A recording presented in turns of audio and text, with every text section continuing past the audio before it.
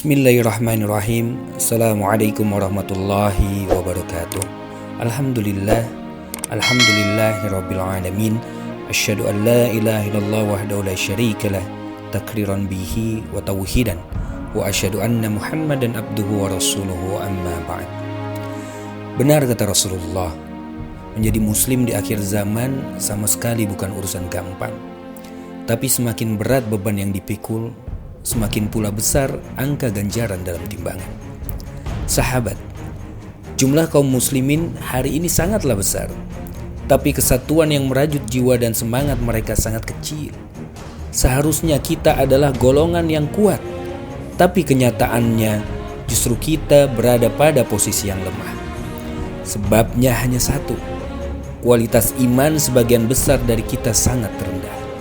Negeri-negeri kaum muslimin adalah wilayah-wilayah yang sangat kaya raya.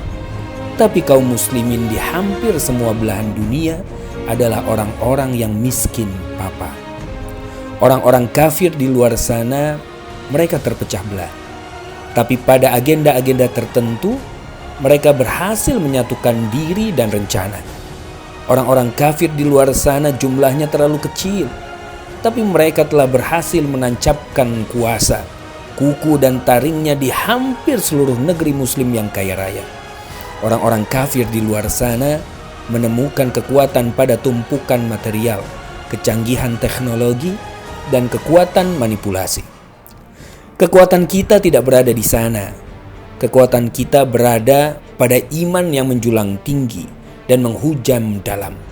Bukan pada tumpukan material, kecanggihan teknologi, atau kemampuan kemasan manipulasi. Kita menjadi kuat justru dengan cara yang sangat berbeda dengan ukuran manusia yang ada.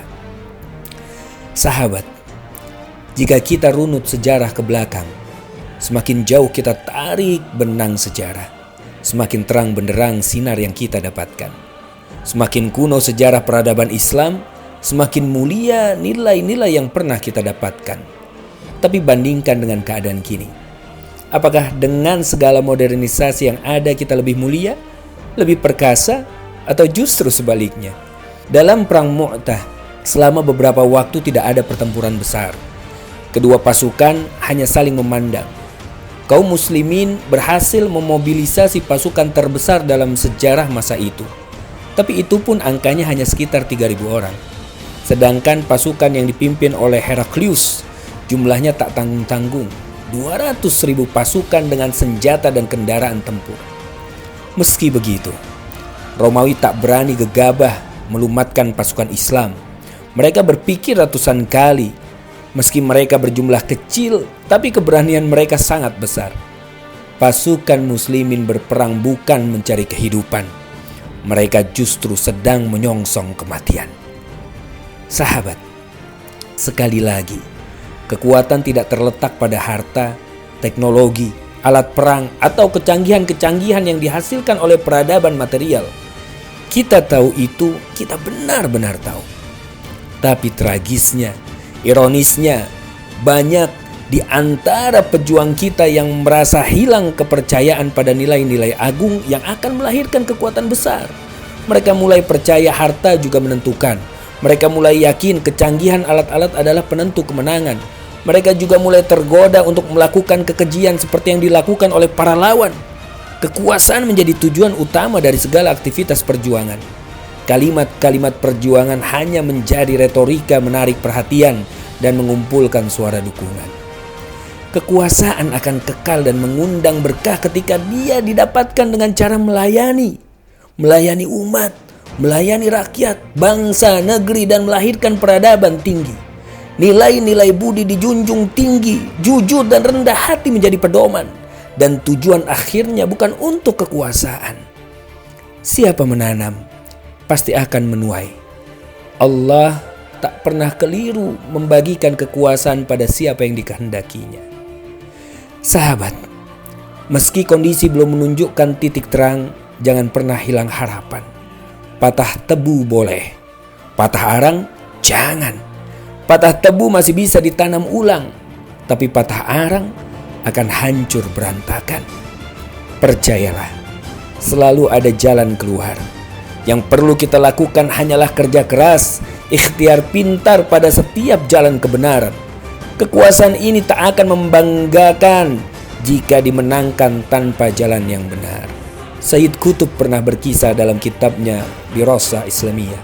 Dalam segala perjuangan, manusia krempeng berjiwa kerdil dan tak mengenal jiwa Islam tak akan muncul dan nampak ketika zaman sedang genting-gentingnya. Sebaliknya, ketika zaman kritis, orang-orang dengan iman tebal dan akidah yang kuatlah yang banyak bergerak di masyarakat. Orang-orang kuat itu tidak muncul dan menampakkan diri ketika kekuasaan datang, tapi sebaliknya, mereka yang rakus dan korup berlomba-lomba merajut nama dan mengangkat jasa untuk dapat mengecap manisnya kuasa.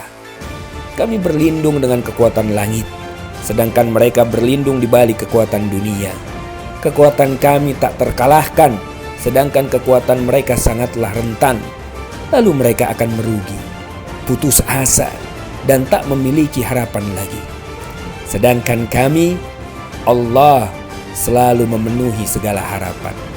Begitu tutur Sayyid Qutb.